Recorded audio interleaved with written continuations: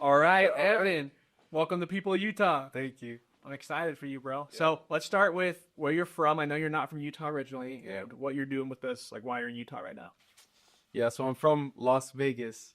When I say Las Vegas, I mean Las Vegas. A lot of people from Utah or that are in Utah right now that are from Las Vegas are actually from Henderson. At least that's what everyone asks me. I say I'm from Vegas. They say, "Oh, like Henderson?" I said no. So I'm from like more of the middle of the city. Right on. I went to Bonanza High School. If I people know Vegas. I know like Bishop Gordman. Yeah, Bishop Gorman. That's like a big one. And then there's some. I had a like a mission companion. You went to some other like technical high school down Oh, there. okay. Yeah, there's a couple of those.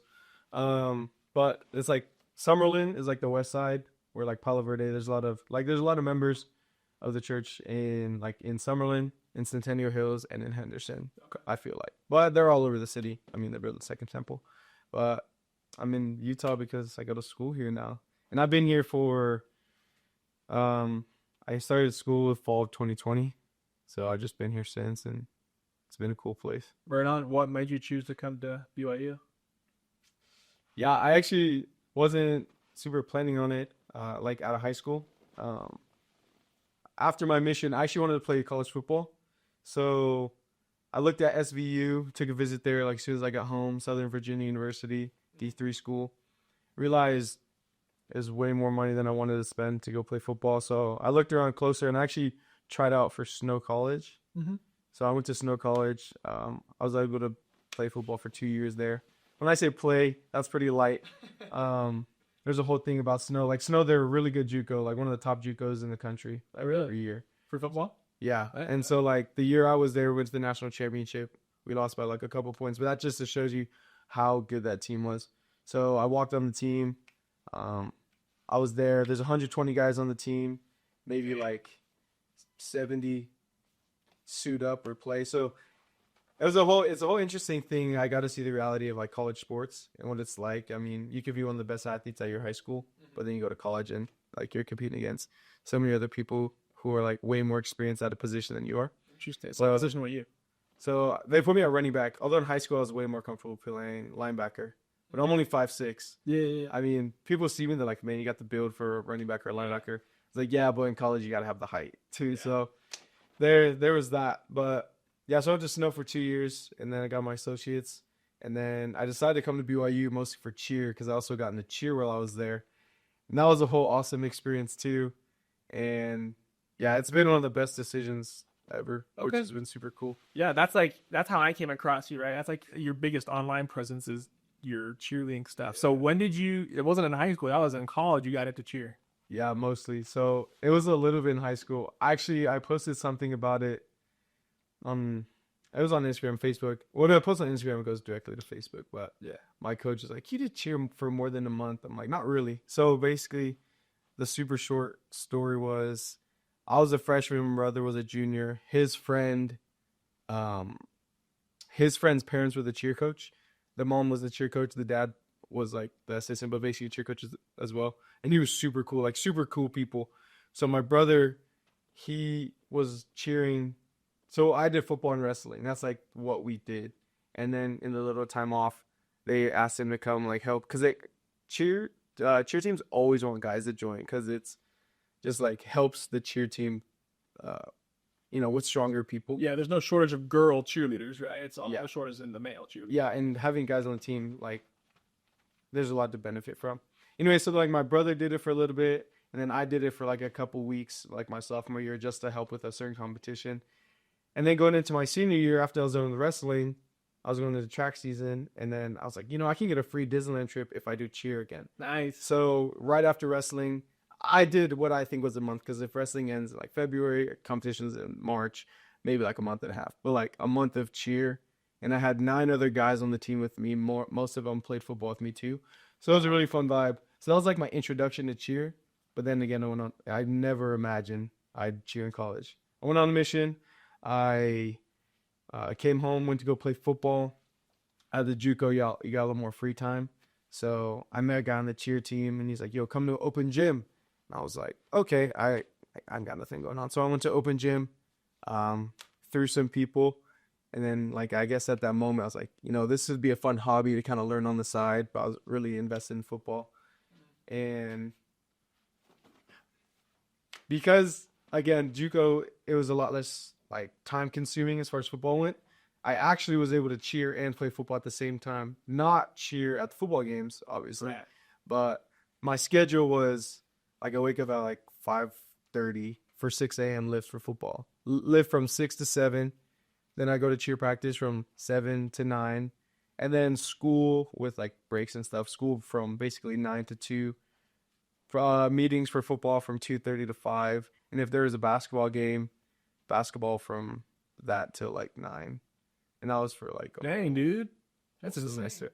Yeah, it was crazy, but I just happened to You liked it. I balanced it. Yeah, and then going into my second year at Snow, it was because it's only a 2-year school. I got to figure out where I'm going next, and looking at and it all came down to like the reality of like my opportunity. Was I going to go D1 for football? Probably not. And it wasn't because I wasn't very good. It's more, in my opinion, it's just because I just didn't have the opportunity to like really show anything. Yeah, Again, it needed to be discovered for sure. Yeah. There's all that. and so I was like, but do I really want to go D2 or D3? I was like, But then I looked at cheer and I saw that there are a lot more opportunities. I wasn't sure like scholarship was because again, the end goal, as far as like playing your sport in college, is trying to get school paid for. Right. And so, like that's like I could have gone D3, but then I have to pay like 8 to however much $1,000 a year just to go do that. Or I can look at cheer opportunities where I'm like, wait, I can get some school paid for, and then have now I see the opportunity of like game day atmospheres and everything Division 1 athletics offers, but I get like also be part of that. Yeah. And so that's how I got into cheer, and I tried out, made the team. And I was like, as a guy, making a college team isn't as difficult as a girl because it's way more competitive. But yeah, I mean, it's been one heck of a ride. That's awesome. Yeah, man, no regrets at all. My love for football is way up there, but as I've progressed in cheer and realized how much more I can do, my love for cheer is like equals it as much. That's sweet. So how would you explain cheer to people who don't know a lot about it, like me? Because when I think about cheer, Yeah, I know you guys like do stuff at sporting events. Yeah. I also know there are like competitions and you compete, Mhm. but I don't know like what are you competing about? Like is it some kind of routine that judges score? Tell me, what is cheer to someone who doesn't know what cheer is? right. Yeah, I guess saying like I cheer is pretty vague, and there's a lot of, let's say, misconceptions as far as, or like stereotypes when it comes to like being a guy cheerleader. Again, growing up, being a guy cheerleader was like, in the sense you think like you're super preppy, like you're doing what the girls do as far as like motions, pom poms and stuff like that. But at least on the college level, when I think of cheering, there is like the game day atmosphere where you gotta yell through the megaphones, hype up the crowd, we run flags. But a lot of it, which I really enjoy, is the stunting. Now, stunting is where I first started to get like interest in think I really want to do this more, which is basically it's you and a girl and you're like throwing each other. You're learning new skills, you're doing new skills. The more elite you are, like the cheer is one thing, is like one of the things like you can't cap at like skill wise. Like there's always someone like creating something new. So there's not like an end of like, oh, you can only get so good. If you're good enough, you have a good partner, you guys can just keep going. And so we cheer at the games, but when it comes, there are competitions. And that's just based on, we get a choreographer, puts together a routine, and you're just competing your routine against other people's routine, and like cleanliness and skills hit, and execution and stuff like that. And it's one of the things where you only compete like one time. I mean, you could like theoretically compete at different competitions, but people get a routine, let's say in January or December, and that is what they're trying to clean up to hit as perfect as possible until April. We were at a competition called NCA, and there's really two really big collegiate ones. It's UCA and NCA. UCA is in January, NCA is in April. That's the one we go to. Okay. UCA competes on Sunday, so we don't go to that one. But yeah, that's kind of the end goal, because as a cheerleader, our main focus is like everyone else. Our main focus is every other sport, anything the university wants us to do. That is our like number one priority as far as like the school's eyes. And then going to compete for like our own competition is something the school would totally support if we've like done everything we need to. But yeah, it's our one chance to like go do something for ourselves, and it puts a pretty good name, and kind of like when BYU goes anywhere, it gets our image out more. Like this past year, I met a lot of people from different universities, and I said I went to BYU, and just get all the same questions about like coffee and all those interviews that people watch from Yeah, like BYU interviewers. buzzwords and all that. And you're like, a lot of that stuff isn't really real. And they don't just see like once they realize you're from BYU and oh wait, you're actually a really cool person, then like they kind of like change their perception, which is kind of the whole idea is to enhance the image of BYU, which of course enhances the image of the church in a sense. And I think that's a really cool opportunity that like we get to do as we go to these other places. That's sick. So, in being in cheer, it's not part of the NCAA, but you can still get like scholarships for it and Yeah. stuff, right? That's awesome. Yeah, I mean, we're not NCAA, so I said there's like pros and cons, because NCAA athletes they get funding from the NCAA and the school. We get our coach has done a really good job at helping us become integrated into the athletic administration, so we get a ton of benefits that like years past they don't get.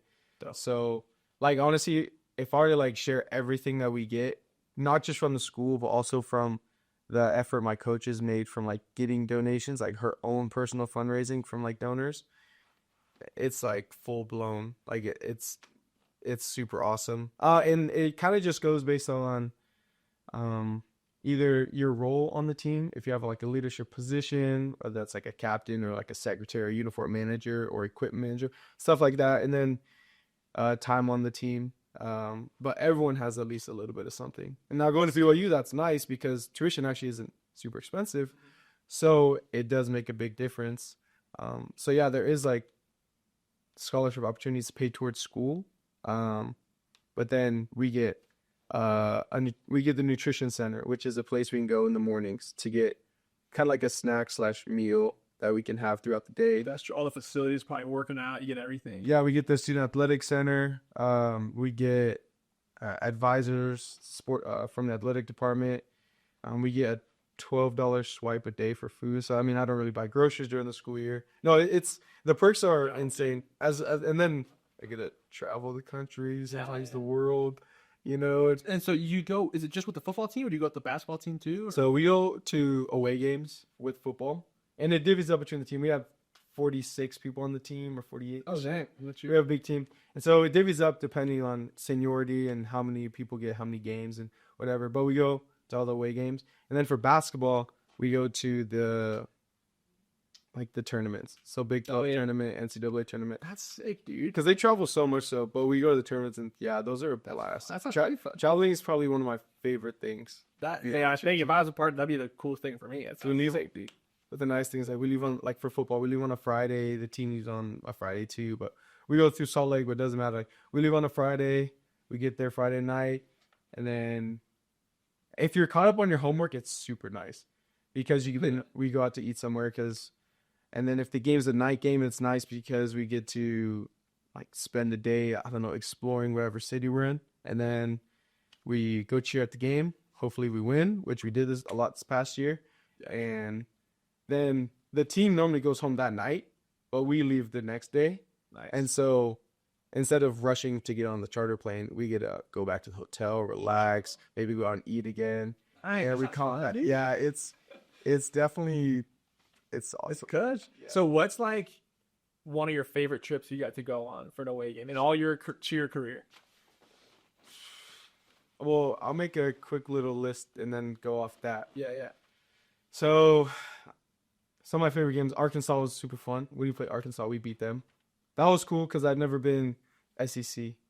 Yeah. And then we got to beat them. And so it was cool to see the SEC environment. University of Texas was cool too. And then these are all super awesome. But the The Alamo Bowl was super cool. Oh, It's yeah, I think it's Colorado too. You got that. yeah, and we whooped them, Yeah. which was super cool. And then San Antonio, man, downtown San Antonio is probably one of the coolest places in Texas I've been. Super nice. Like the river walk, the food was amazing. Really good vibes. And then, but the other cool spot, just by virtue of its location, Sweet 16 was in Newark. So we got there on what Wednesday to play. Let's say we got there on Tuesday to play on Thursday. So we had all Wednesday free. So we're in New York City that whole day. Sick. And like I've been there, but it's one of those things where you just go to New York City one week, everyone's in school. That's so sick. Although I mean, we played decent. Alabama just played historic. Oh yeah. No, that was crazy. They put on like an all time performance. Yeah, I remember that game. But those two got to be some of my favorite. But That's awesome, I man. think my least favorite was we went to the New Mexico Bowl one year, actually in 2022, and it was just really cold. Like we won that game, but there wasn't a ton in New Mexico. I guess there's other parts that are super pretty, but yeah, it was just Compared to all the rest, it would. yeah, like compared to all the rest, I'm not gonna fash on New Mexico. Yeah. I Yeah. got you. That's sick, man. Okay.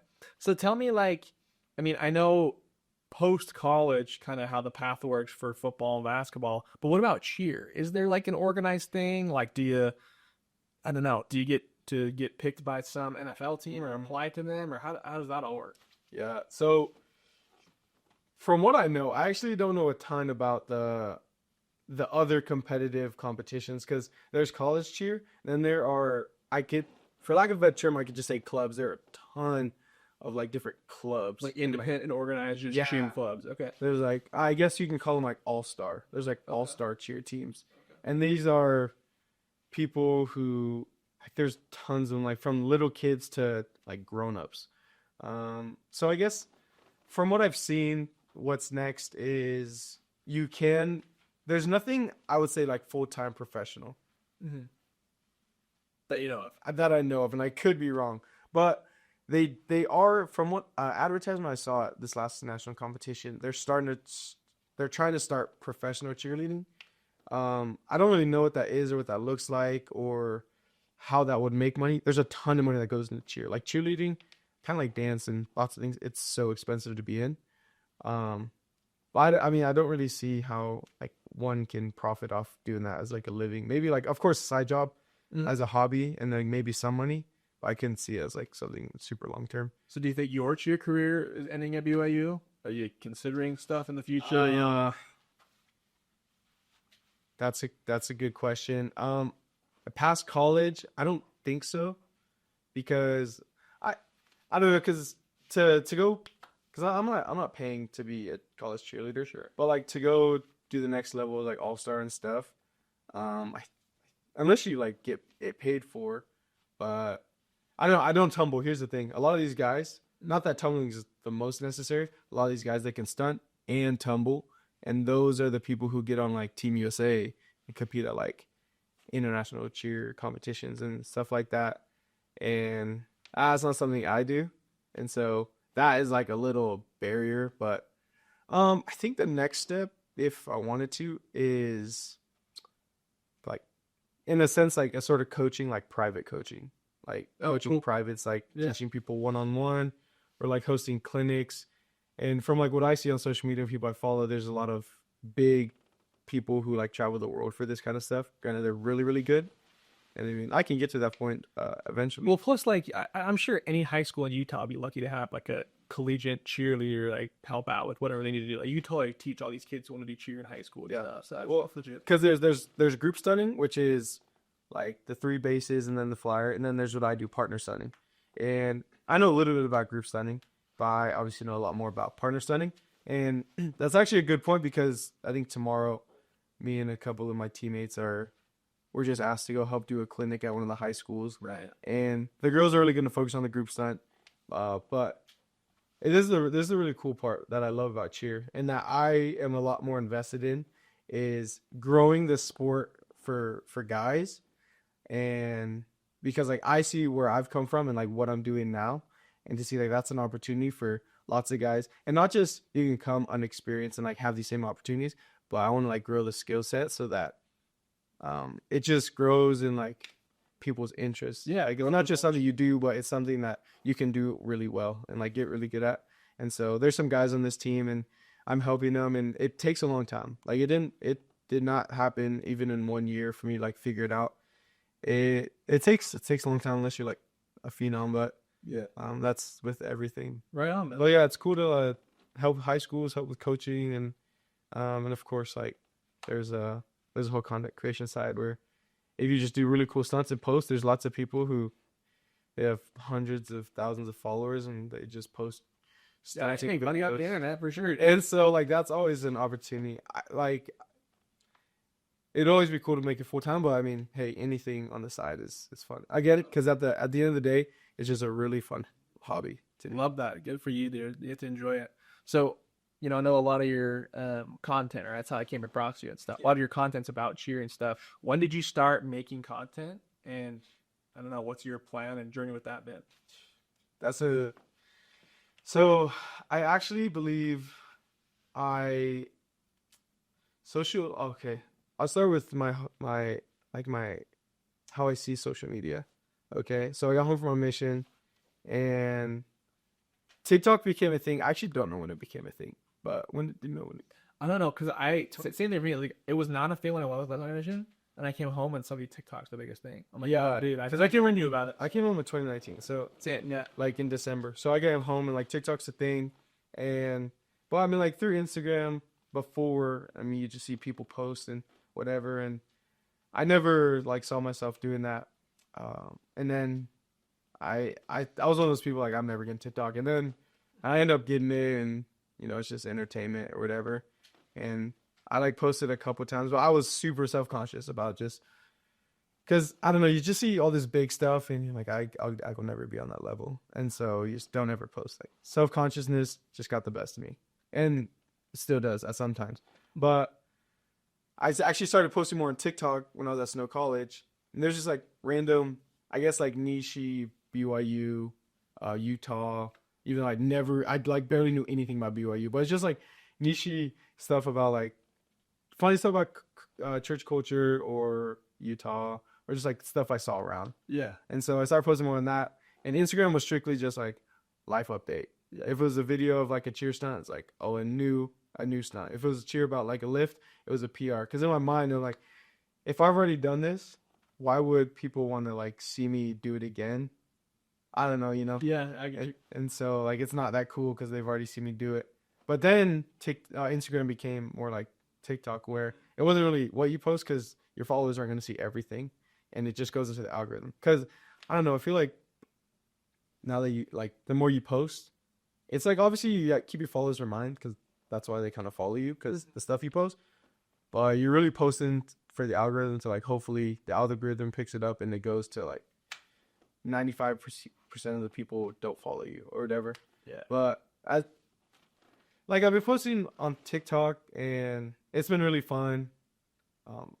But I started posting a lot more on Instagram, and I feel like that's where I've grown so much more on Instagram, like over 10,000 followers in the past year, which I guess for me was like a big deal. Totally, dude. Because I'm at like 15K right now, and I remember I was just like 1,500 at one point, but it was literally just last summer. Last summer, I said, I'm gonna post just stuff, and it's even now it's like still a cycle where I'm still getting comfortable of just like posting just more just random, not like bad quality, but just more consistent regardless of what it is. Yeah, that's valid. Because that's how you grow. Yeah. So what are you at with followers on TikTok, Facebook? It's actually funny. So I started on TikTok, but then like my Instagram blew up way more. I don't know why the Instagram algorithm is just so much different. Like I get way more followers on Instagram and views as well. But TikTok, it's actually, I don't know when, because I don't actually super keep track of analytics and stuff. But I mean, I see the followers and I'm at 9,200. And I guess aesthetically, not just for you, but for anyone like who looks at your stuff, as soon as they see that K there, Yes. it's a little more validation or like validity to like your account or platform. Yeah. And so, yeah, I'm at like 9,200 right now on TikTok. And I started out way sooner, so you'd think that would be a bigger growing platform. But So hopefully we hit 10K soon. Yeah. If I just keep posting like just random stuff. And that's the whole other thing with TikTok is I was super in a niche. Then I said I'm not gonna like let that hold me, so I started posting a lot more. So because like before, a lot of my videos did really well, but I'd post like once a week or like once a month, and but now I'm just trying to just do more and show more of like who I am and do a lot more like talking to the camera as opposed to just lip syncing and making like a funny meme. Yeah. But then Instagram's like 15, like 0.2, 50. I just know because like I see it every day. So, and then Facebook, I have no idea. And then like once in a while, I like throw stuff on YouTube Shorts just to put my foot in that door. Yeah, that one doesn't. I don't know how that one works right now. Just throw it up there. I think I've got like 3 subscribers. So being part of, BYU and all your content, like, having a link to BYU, lot of anti-church haters in your comments and stuff. I mean, I'm sure you're aware of that. What are your thoughts? How have you navigated all that stuff? Oh man, I don't really. Of course, everyone likes to get free stuff once in a while. Yeah, dude. And I'm getting to your point. But I really, at the end of the day, I don't want my life to be like, I don't want to be crutched everywhere I go. So going to BYU has been super cool, and in a sense, like it's what I'm doing right now. So like I'm using the BYU brand. I'm a BYU cheerleader, so I'm gonna use that. I hate to say I use it as a crutch to like build my stuff, but I'm trying not to like clout chase off it. But I mean, it's just kind of what I'm doing right now. That's why it's like in a year from now, I'm like, oh man, I won't be associated with BYU. So it's like, what am I gonna do? I don't know. And we'll get to that point. But I do post about BYU and some stuff. A lot of stuff goes viral, and I post stuff about the church, which of course affiliated with BYU, and yeah, a lot of anti comments, especially a lot recently from the few videos I've just like posted, and it's kind of funny because once I see a comment section is like going that direction, I should just stop reading them. Like I see tons of notifications come in for like comments, and you kind of just get a gauge after a couple scrolls, and like I'm not super worried about what people say. But it is just like in the back of my mind of like the stuff I'm posting, is it helping the image of like, let's say mostly the church, because like at the end of the day, like the image of the church is really important to me because the church is really important to me. And I know people won't see stuff the same way. And I know lots of people have their own like beliefs and also their own experiences, not just beliefs, they've also experienced stuff. And there's like not much I can do about it. I was actually telling someone this morning, we're talking about this, and with that stuff I post, although like despite the number of like negative comments I'll get like 3 times as many likes. And so that means like I have a lot more people who like that stuff than who like talk bad about it. And I guess it's hard in the comment section because you see a lot more of the negativity, but you don't see as much as like you don't see physically the support other than just like the number put down. Yeah. But I mean, that's like something like, cause I'm going to keep posting about it more just cause the more I post, the more I'll post about just like stuff. Yeah. Like stuff I believe in or stuff in my life, or of course, things that are personal to me. And yeah, it's kind of like figuring out is it like, how much good is it doing? Because I guess at the end of the day, if one person, like literally just one person, gets something from it, and I can say like it brings them closer to Jesus Christ, or brings them closer to a desire to learn about it, or learn about the church, or even like be a better person, then of course I guess it's worth it, because there'll always be like those negative comments. Right. And I've really started focusing on that a lot more recently because I've gotten a lot more stuff like that recently. But yeah, and then it doesn't shake my foundation, but of course it helps me like remember, Ammon, there are a lot of people, like if you were to sit one-on-one in a conversation with people, you don't need to have all the answers, but you need to make sure like like what you're talking about, as far as like, I don't know, like church history, just like gospel principles and stuff like that, because they also might believe they know what they're talking about. And I feel like they won't convince me I'm wrong, and I won't convince them that they're wrong. But to make sure it's a cordial, good discussion, you can leave like in good terms. I think that was like really important. So, okay. And then there's of course like BYU stereotypes about words I don't even want to say because I actually hate like promoting that kind of stuff. But it's like it's just dumb stuff people hear. And I guess that's the other thing about like my content. I'll just say this is hard. I hope you like you will never see a video put out by me that is like what's the word, like unwholesome, because ever since I started posting videos like on TikTok, and what I mean by that is like crude jokes or like jokes with like some certain meanings, okay, like if you really look into it, especially like the BYU S word, yeah, like that stuff. I just because I post everything imagining my youngest siblings are watching it, because that's really like when you post something anyone can watch it. Yeah. And For your future kids or anything. yeah, and so I don't want like any of my videos being like, what was dad talking about, and then them to like look more into something like that, or to think my younger siblings think I'm really into this sort of, humor or just that sort of stuff. And it's just I'm not comfortable doing that kind of stuff. And sometimes people ask me to make videos about certain things, and I'm like, no, because like if I don't want like my younger siblings to watch it, then I wouldn't want to like put it out, because I see what I watch, and that's literally the same stuff on everyone's For You pages. Yeah. And so, and the coolest thing is, DMs and comments I've seen, and people I've literally met in person, and they're like, hey, your stuff's like super family friendly, super wholesome. Like my kids like watching your stuff. And that's what you have to remember, like little kids are watching. Because like if you really focus on the little kids, it's kind of like anything. Like if people focus on little kids, they'll make more of an impact than if they focus on like older people. Totally. Yeah. And so That's awesome, man. This is a lot of great things you said there. Your integrity. I love that. Respect that. And also, like another thing I thought of was like how you said, oh, I get 3 times as many likes as I do all these hate comments and stuff. And it's like, dude, you go have a fantastic experience somewhere, you might probably not go on Google, leave a 5-star review.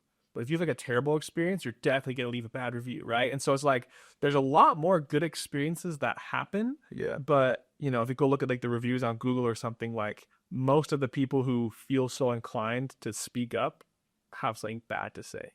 But that doesn't mean that the majority of the experiences are bad, right? Yes. So it's really interesting. That's cool stuff you share, man. yeah, thanks, man. So, not growing up in Utah and having traveled all over the place, what would you say is your favorite thing about Utah and your least favorite thing about Utah? I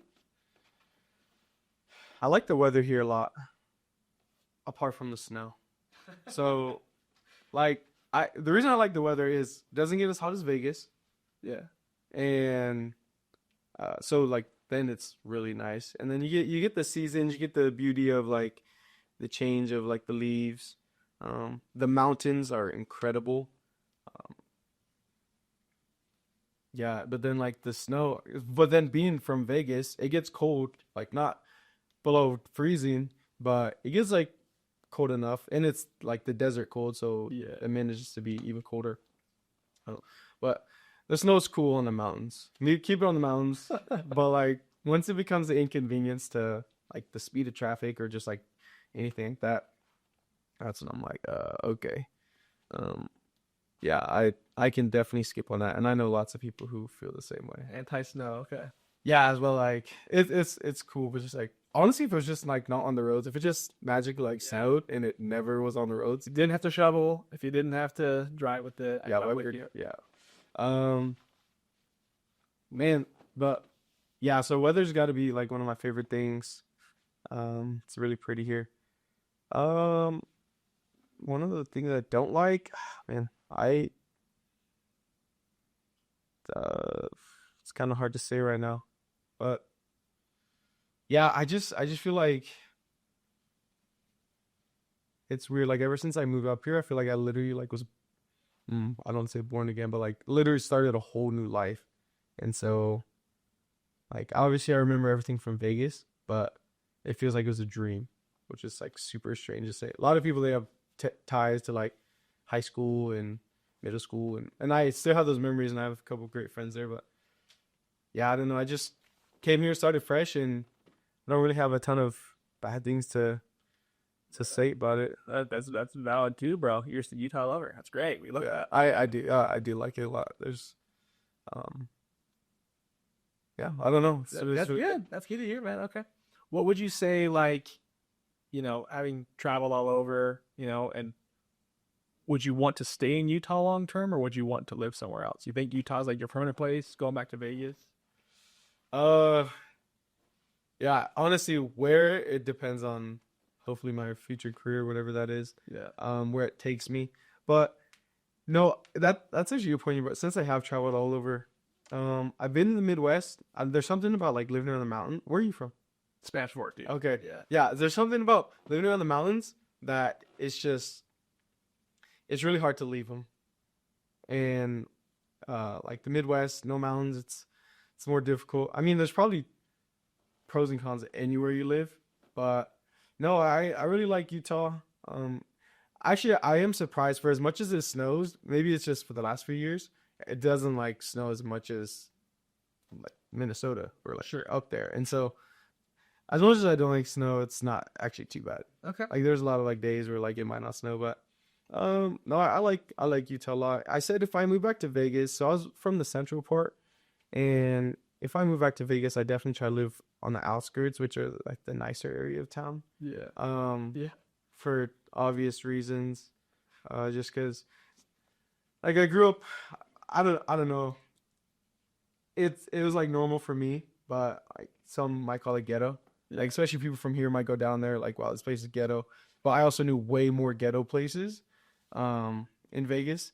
But yeah, just the area I grew up. I mean, there wasn't there wasn't a ton going on, but Cool. yeah, I could live back there. It was a cool place. It's a good city. People think Vegas, they think of like the Strip, and they consider all of Vegas that. But now Vegas is very much just a normal place that has the most entertaining part of the world. Oh yeah, 15 minutes away. Totally, dude. Oh yeah. Okay. That I never really went to. Yeah. So tell me, like, thinking back on your life, is there a point in time you would go back to give yourself advice? What point would it be? What would you say to yourself? Dang, yeah.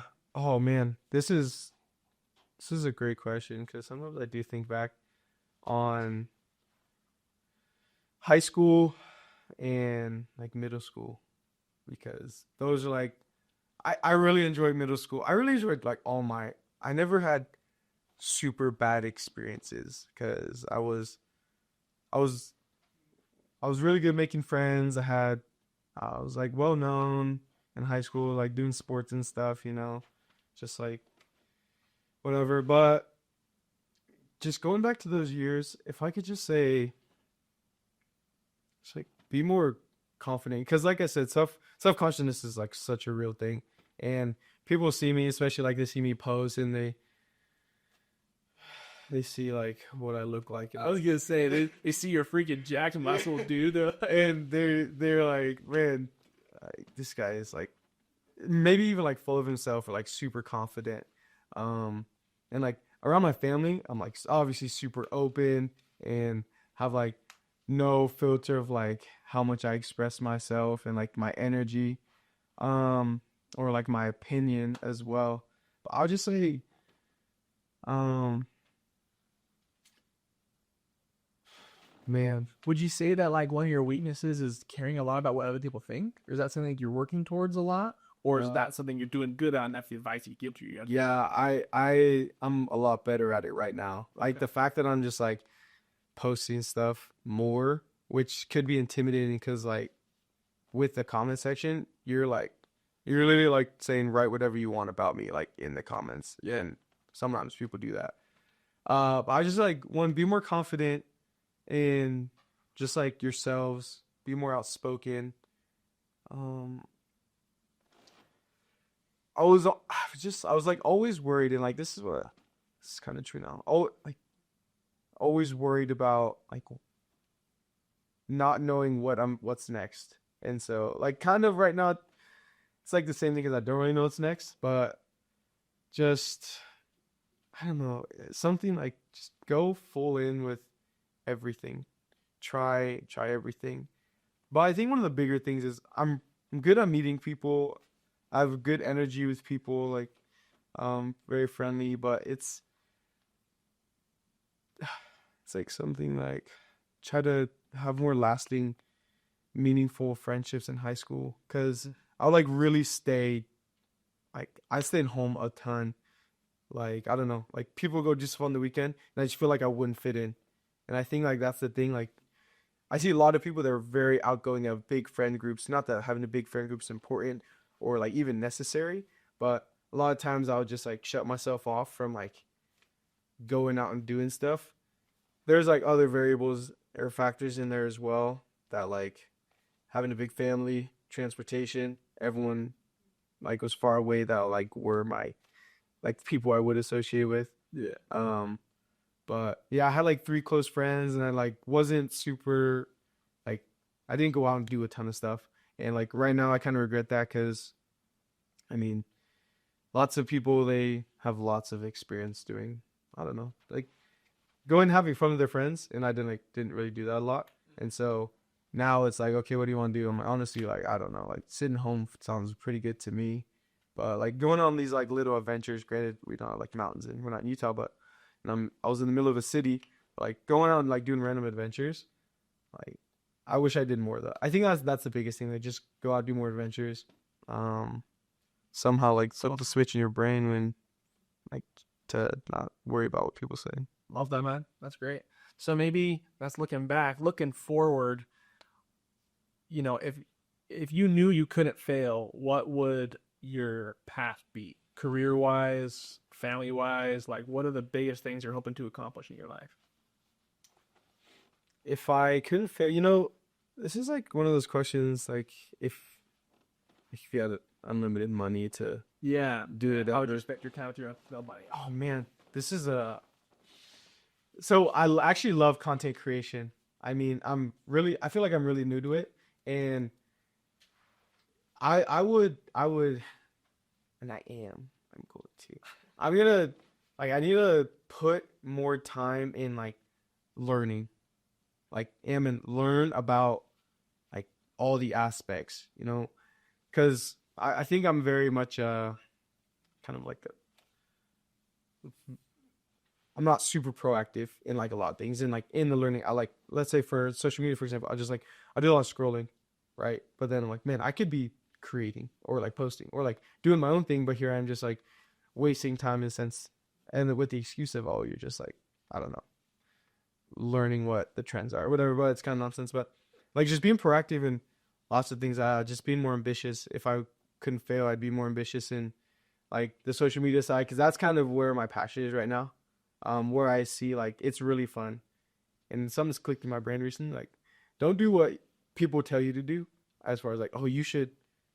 If it does not sound fun to you, or like you don't see yourself wanting to do it, I'm like, I don't really want to do it. There comes a time when you got to do what's necessary to like pay the bills.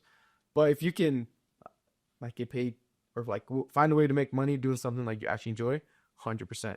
And so, not saying that's like really what I'm like the direction I want to go, but it's what I find right now to be like, dang, that's where I would like to go. Sick.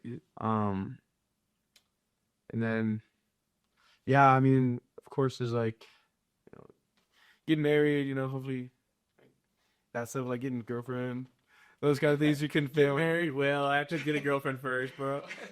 But then the man, the other thing that people like is my go-to about when people ask if you have like unlimited money.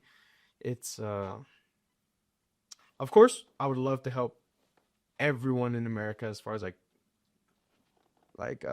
living conditions, problems here and whatever. But the one of the things that crossed my mind is like helping. So I served my mission in Liberia, in West Africa. So if I had unlimited money and resources, I would do everything I could like help people here. But I would love to go back to at least Liberia because they've had like a war torn history, and just go just help that country just develop a lot more. Because like I've lived there, I've seen it, and it's like, man, there's so much that like to get where they need to be to even like uh, be anywhere close to the infrastructure. A lot of living condition is infrastructure, and then there's the government and the how do I say this, the corruption. I think government's like a whole another thing, but like the infrastructure alone makes a big difference when like people have like electricity, Oh, water that isn't just pulled from a well. But like if they had that, it just changed a lot of like how everything works. And I don't say like I would never want to say like, oh, American victim mentality for like Africans, but to just help them get their feet under them more. Like I know they would appreciate it because I've heard them with my own ears. Like talked about how much they would help them. wow, that's awesome, man. It'd be a great impact to you. That's sweet. I would love it to at least have some sort of impact there. Yeah. Well, in closing, Ammon, if there was only one thing you could communicate about yourself that you want people to know about you, what would the one thing be? Um, I feel like what I would just want to let people know is I'm a very I'm always open for correction. I'm always open for guidance. I'm always open for what do I say? I say this sometimes. I'm not above reproach, or like I'm not above people telling me what I need to do better, because if no one tells me, here's the thing, like I can like introspectively like look, but if no one literally tells me like where I can improve at or what I can do better, then I probably won't progress as fast or as much as I should. Um, and so I don't know, that's just for anything, and whether that be for like either social media or like as an employee or as a friend, like I can always ask for forgiveness. That's the thing. I'm never too proud to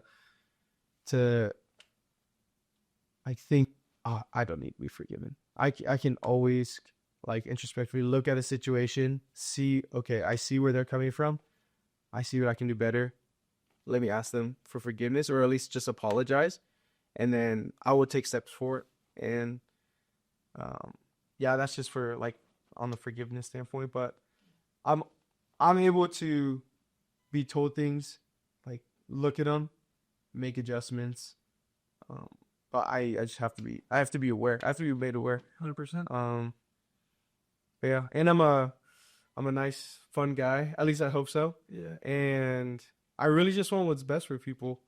And the other thing is, I'm definitely not perfect. I mean, I maybe one day stories will come up of people and their bad experiences with me, and this is one of those times where I'm like, I truly am sorry if like that did happen, and I never really had ill intentions, and maybe it was like in the heat of the moment for something, but at the end of the day, like I have no ill intentions for anyone that has ever come across me, and I hope to make that point. Dude, you're the man. Thank you for coming on the show and let us get to know you, dude. Dude, thanks for inviting me. This was cool. This is like my like first like second podcast, but Yeah. no, it was really fun. It really First person, hey, dude. Well, thanks for being a person of Utah, too. Stay as long as you like, bro. We're happy to have you. thanks. I appreciate you, man. Dude, that's nice.